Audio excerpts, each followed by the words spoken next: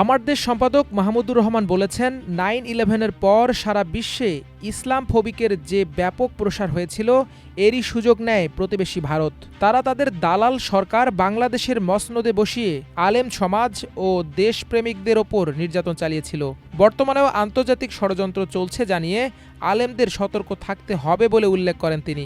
আমার দেশের সাংবাদিক রকিবুল হকের লেখা আওয়ামী শাসনে আলেম নিপীড়ন বইয়ের মোড়ক উন্মোচন অনুষ্ঠানে প্রধান অতিথির বক্তব্যে মাহমুদুর রহমান একথা বলেন। অনুষ্ঠানে আমার দেশ সম্পাদক বলেন, ফ্যাসিবাদ আমলে দেশের আলেম সমাজকে বিভিন্ন ট্যাগ দিয়ে নির্যাতনের ঘটনা অনেক আগেই শুরু হয়েছিল। যারা আলেম সমাজের ওপর জুলুম নির্যাতন করেছিল তাদের প্রতিবেশী দেশে আশ্রয় দেয়া হয়েছে। সেখানে থেকে সবসময় ষড়যন্ত্র করা হচ্ছে। আমাদের আলেমদের উপরে জুলুম করা হয়েছে এবং আলেমদের ধ্বংস করবার চেষ্টা করা হয়েছে। কারণ বাংলাদেশে যদি আমাদের ইসলামী চেতনা আমাদের অক্ষুণ্ণ থাকে, তাহলে ভারত খুব ভালো মতোই জানে যে এই দেশকে করায়ত্ত করা সম্ভব হবে না। একটা শতকরা 90% মানুষ যেখানে ইসলাম ধর্মাবলম্বী, সেই দেশে আমরা যদি ইসলামিক স্পিরিটে আমরা একতাবদ্ধ থাকতে পারি, তাহলে এই দেশকে কোনোভাবেই এটাকে আটকে রাখা সম্ভব না। এবং এই কারণেই এই জঙ্গিবাদের নাম দিয়ে এই বাংলাদেশের এবং আরও বিভিন্ন নাম দিয়ে বাংলাদেশের ইসলামী যে প্রো ইসলামিক ফোর্স তাকে আক্রমণ করা হয়েছে এবং তার জন্যই আপনাদের উপরে এই জুলুম চলেছে। এ সময় তিনি বলেন, দেশের চরম পন্থার উত্থান হয়েছে বলে অপপ্রচারের যে ষড়যন্ত্র শুরু হয়েছে, এরই অংশ হিসেবে বিভিন্ন ঘটনা ঘটানো হচ্ছে। আজকে আমার দেশের লিড নিউজ আপনারা দেখেন, তাহলে দেখবেন যে গতকাল একটা সেমিনার হয়েছে দিল্লিতে এবং আবার সেই সেমিনারে ইসলামী জঙ্গি কার্ড তারা নিয়ে আসার চেষ্টা করছে। সেই ষড়যন্ত্রে ভারত সরকার সম্পূর্ণভাবে সম্পৃক্ত এবং ভারতের ডিপ স্টেট এটার সাথে জড়িত। সেই ডিপ স্টেট আবার নতুন করে সব কাজে ব্যর্থ হয়ে, বিভিন্ন কার্ডে ব্যর্থ হয়ে আবার তারা ইসলামী জঙ্গি কার্ড ব্যবহার করবার চেষ্টা করছে। প্রশাসনের মধ্যে কি এখনো ফ্যাসিস্ট বীজ রয়ে গেছে কিনা?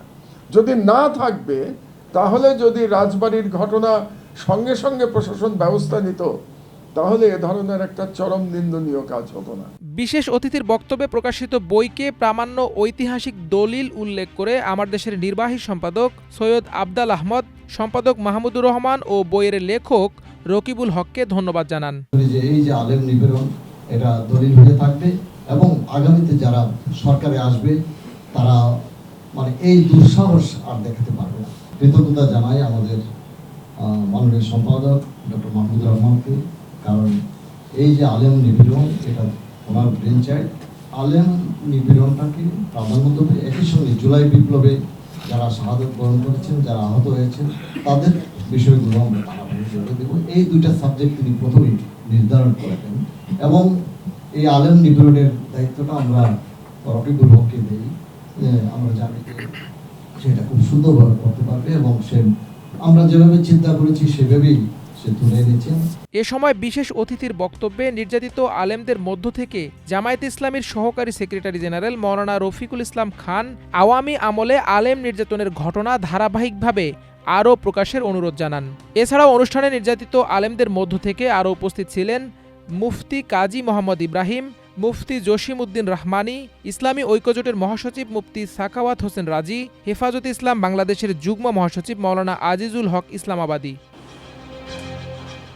অনুষ্ঠানে অন্যান্যদের মাঝে আরও উপস্থিত ছিলেন বইয়ের লেখক রকিবুল হক, প্রকাশক ও তাজদিদ পাবলিকেশনের স্বত্বাধিকারী আহমেদ রিফাত, আমার দেশের ব্যবস্থাপনা সম্পাদক জাহেদ চৌধুরী, বার্তা সম্পাদক Ilias Hossain, deputy chief reporter Basir Jamal সহ অন্যান্য অতিথিরা। মাল্টিমিডিয়া ডেস্ক, আমার দেশ।